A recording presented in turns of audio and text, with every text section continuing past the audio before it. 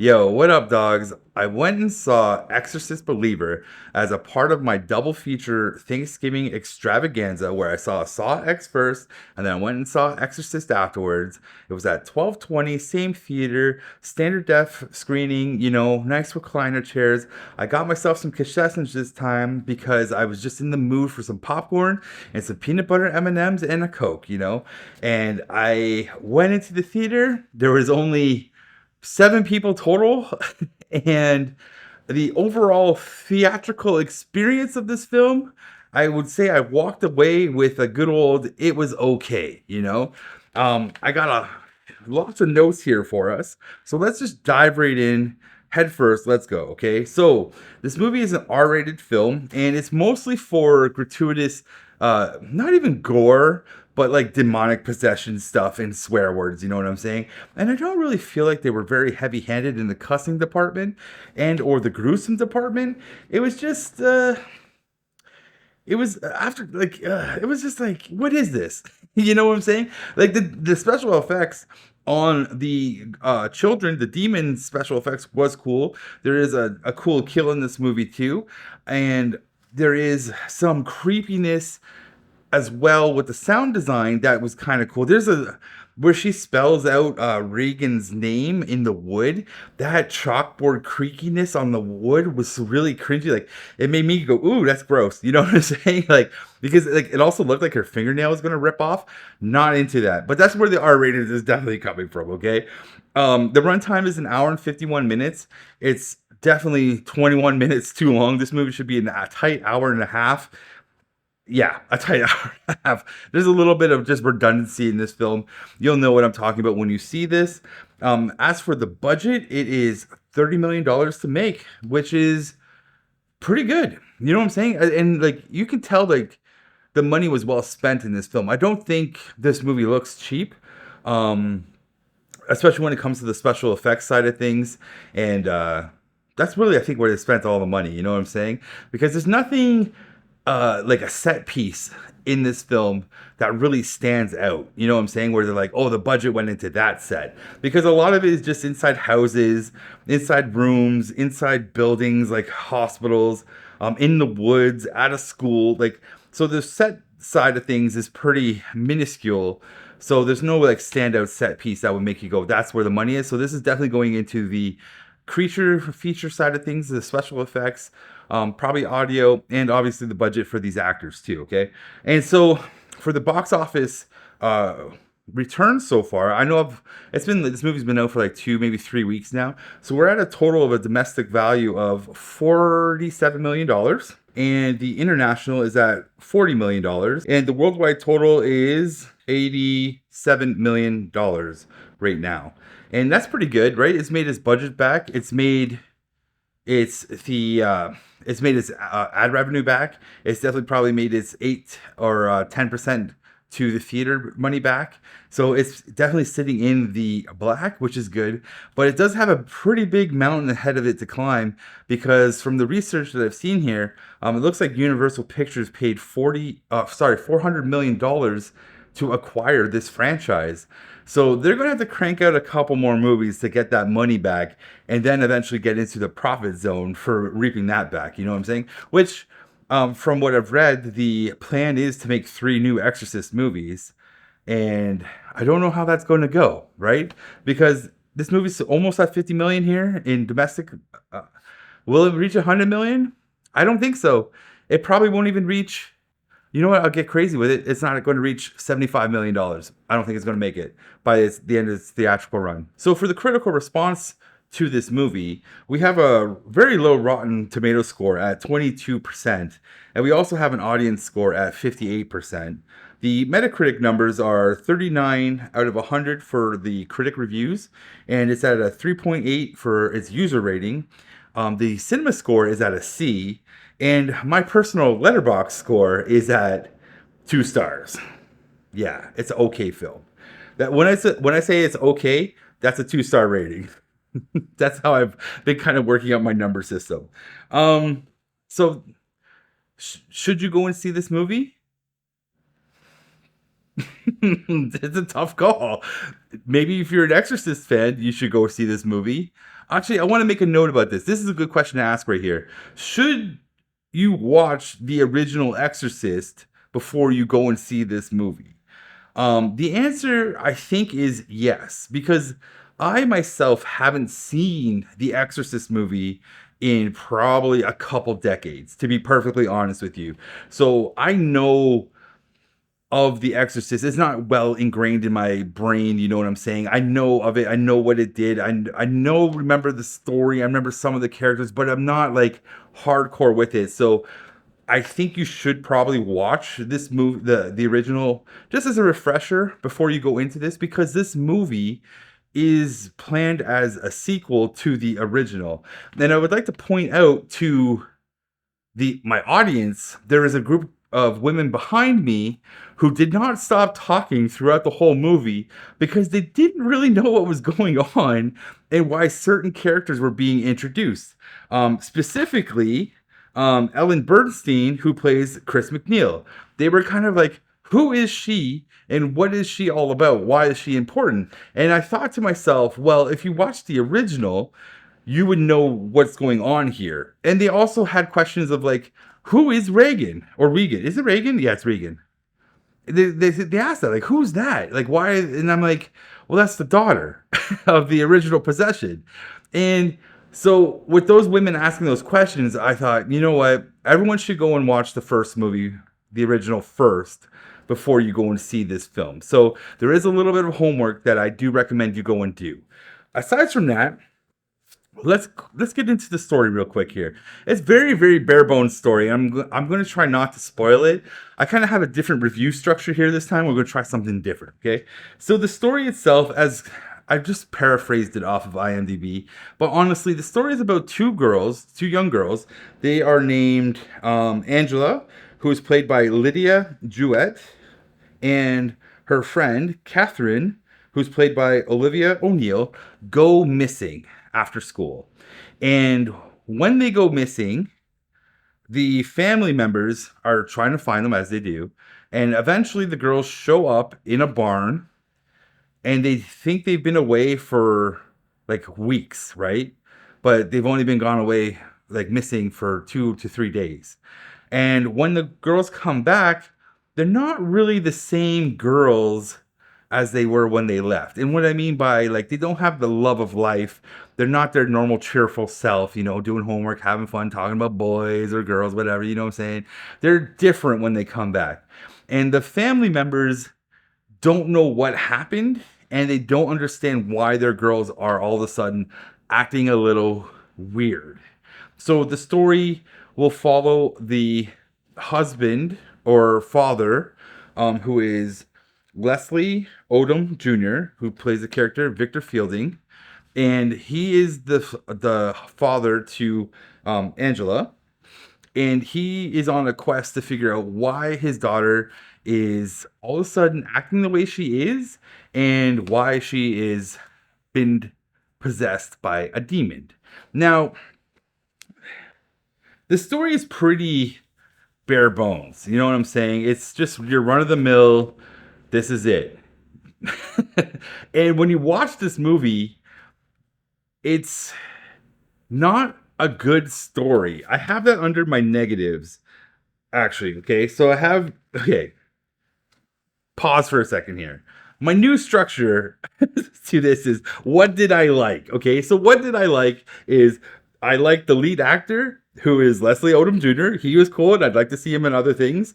The two kids, they were cool. So Lidya Jewett and Olivia O'Neill, they were cool. They were creepy. They were creepy. And I just enjoyed seeing them on the screen. Like, when the girls showed up, it started being demon-possessed girls. I thought they were cool. Like, it was just fun to watch them. So that was the pluses of this movie. And the actual, like, the other point here I have is the demonic possession stuff is cool. You know what I'm saying? But it falls apart. The coolness falls apart as the story progresses, okay? So what doesn't matter in this movie is my next note here, okay? So what doesn't matter? First off is Ellen Bernstein, who plays Chris McNeil. In this movie, she is, I feel like she's just useless. She adds more questions than solves questions. And like I've already said, like you need to watch the original to understand her role in all of this.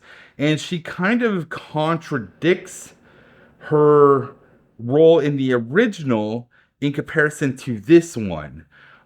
Because they introduce her as a woman who wrote a book about her daughter's experience being possessed by a demon, right? And it's very weird because she doesn't really have much to do. She tells the husband, Victor, like about her quest in life of learning about other religions and how they deal with exorcisms, and like other cultures and other religions have exorcisms in this. And she's kind of really setting up this concept of like the Avengers of exorcism, you know what I'm saying?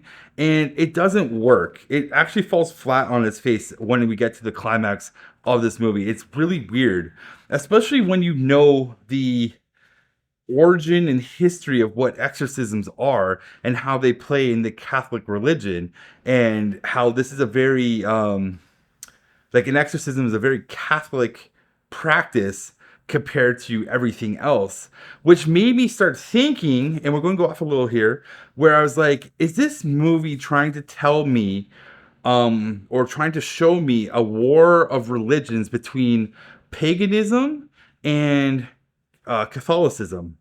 And how I was thinking of this was the one girl who is Catherine. She is Catholic and she goes to church, or the Catholic Church, and she's raised Catholic. And I felt like she represents Catholicism in a sense. And Angela is raised with no religion, but at the beginning, before she was born, her mother was like baptized by like this pagan voodooistic ritual of protection. And so as the movie's going on, I'm like, oh, is this, especially how the movie ends, you go, oh, this is paganism versus Catholicism on many, many levels. This is what they're trying to paint here. And this girl represents this girl represents that. And we see which religion wins in the end. And it's weird. It made me laugh watching it, okay? Because the whole kumbaya thing is just so weird. And like the actual like Catholic Church wanted nothing to do with the exorcism. And I'm like, dude, I just watched the Pope's Exorcist. Like, let's call that dude up. You know, let's get Russell Crowe in here. He'll vanquish some demons. You know what I'm saying? And like, this also brings up the question of what are the rules, which I have as a negative. So before I get into that negative side of things, I have one other thing that doesn't matter, okay? It's the detectives. There's these cops that show up periodically when like they find the missing girls. They check in every now and then, and they're just kind of like, they're just there. They're not really investigating a case. They're not really investigating the demonic possession side of things. They're just there. And they're even just there at the end when all hell breaks loose, and they're kind of not arresting anyone. Like, the ending is so weird because, spoiler alert, people die at the end of this movie, and you're kind of like, why is no one getting arrested by the cops? Are the cops just cool with the idea of, oh yeah, we were just vanquishing demons, we're performing an exorcism, you know, the little white girl is dead, my bad, it's okay, she died in my house, Victor, the black man, right? And there's the preacher, what's his name? Father Maddox, who's played by EJ Bonilla. He dies. He gets his neck snapped. It looked really cool, though. How they did it, really cool. So these people are dead in Victor's house. And I'm like, the cops aren't arresting anyone? They're not arresting the families that were all involved? The voodoo witch doctor involved? Like, it's weird how this movie just ends, and there's no no rhyme or reason as to why everyone just kind of got away with this, because they don't do this exorcism ritual in private. Um, yeah, out of the public eye. Weird. It's just weird, man. So the next section I want to talk about is just what sucks in this movie. And there, like I've said already, the story is very weak. But the one thing that I think actually really, really sucked in this movie is, what are the rules, right? Like, if you watch The Pope's Exorcist, okay, and I'm gonna pull The Pope's Exorcist out of this because it's the most recent exorcism movie I've watched this year, and it was fun and enjoyable. And in that movie, it goes, here are the rules of how to defeat a demon. Now, in this movie, there is no rules presented to us. Even Chris McNeil doesn't give us any rules of how to defeat a demon. The Catholic Church themselves give us no rules of how to defeat a demon. The voodoo doctor has no rules of how to defeat the demon. So you're kind of going into the final act of this movie with no rules. And the weird thing is like, without the rules, we don't really, like, how do you vanquish the evil without the rules? Like, there's no scene of Victor doing the research to try and save his daughter of like, how do we defeat this demon? Who is this demon? What is this demon? Where did this demon come from? Why is it after my girl and my daughter's friend? Like, there's a lot of questions that just don't get answered. And then we get to the final battle where chaos ensues. Like I've said, spoilers, people die, his daughter stays alive, and it's kind of like it's like I said, it's paganism versus Catholicism. The Catholics lost because that priest dies. Like, it's a very blatantly, he dies.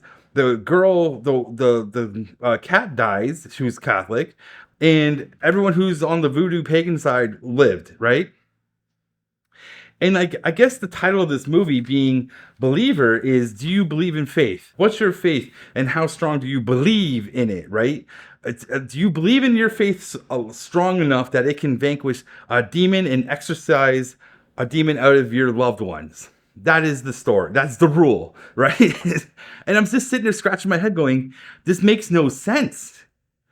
It makes no sense.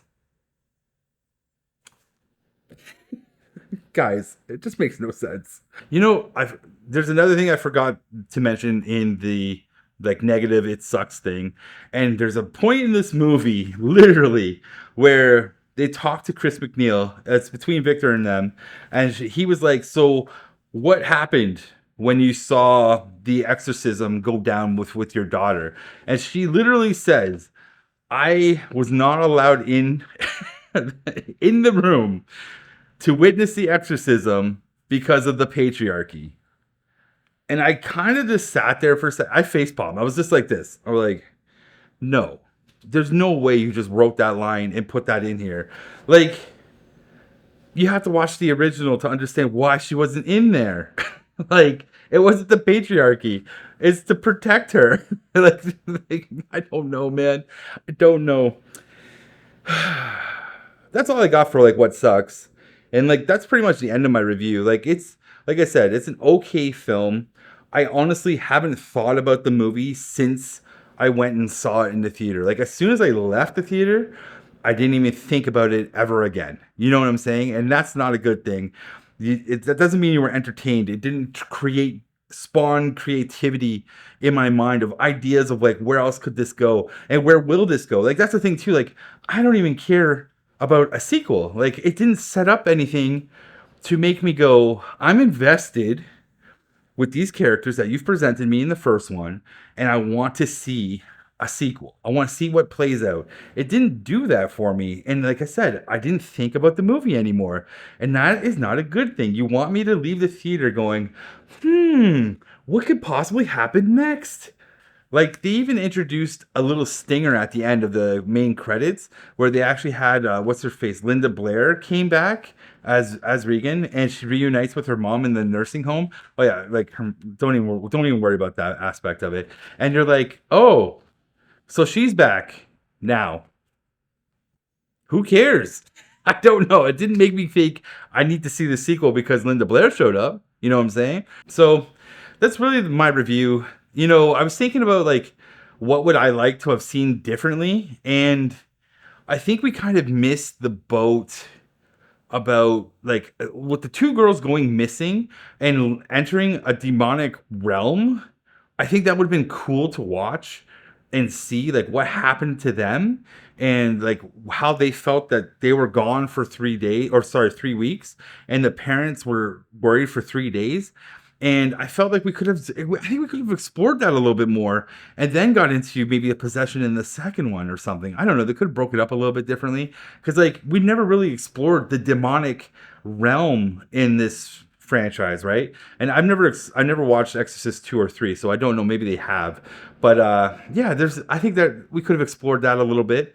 Like kind of like Stranger Days, right? The world upside down, the world below, or whatever it is. Like we could have done something like that with the demon side of things and just been like, let's explore it. Let's see what these girls go through. Let's see how this demon enters them, right? Because like how is the demon even coaxing them, right? There's none of that either. Because the only reason why they bring in a demon into their life is because what's her face, Angela, wants to talk to her mother, so they do like the whole Ouija board spirit thing in the forest, and it opens up a demon, like a demon enters them, right? And you're kind of like, well, why? So like I would have liked to have seen that explored a little bit, but other than that, that's the end of like that's all I had, like thinking of like just free balling some ideas where I'm like, man, that could have been a cool idea. Like I don't know. And like maybe they could have like I could go on, I could go on creatively. And like maybe they could have actually like, found someone that could have been like make the cops actually have something to do where they like actually arrest someone that might have been a kidnapper of sorts and like fool around with that idea in the real world while the kids are fighting for their lives in the demonic world. And like maybe they show like these kids were like, we'll give our soul over to you so we can come back to our parents, not knowing what's going to happen to them. There's a lot of elements we could have explored here, but like at the end, is the demon even vanquished, right? We don't know. So, anyways, I'm done. I'm done. Should you watch it? If you got nothing else to watch, I say watch the original first. Go and enjoy that. Maybe watch the original first 3 movies of The Exorcist, right? And have fun with that, and then go see this. Will I buy it for the collection? No. Will I ever watch this movie again? I think that's a good question to ask myself. Probably not. I probably never will. Um, will I go see the sequel? I'll see it to review it, and that's pretty much it. I will not be hyped to see this sequel. Um, yeah, that's it, guys. Yeah. Tell me what you thought about the movie down below, and I'm gonna see Flowers of the Killing Moon is the next movie I'm going to see, and I can't wait to see that. So you guys all have a good week. Whatever movies you're watching, I hope you're digging them and loving them, and I look forward to seeing you guys all again. Peace out, everyone. Bye.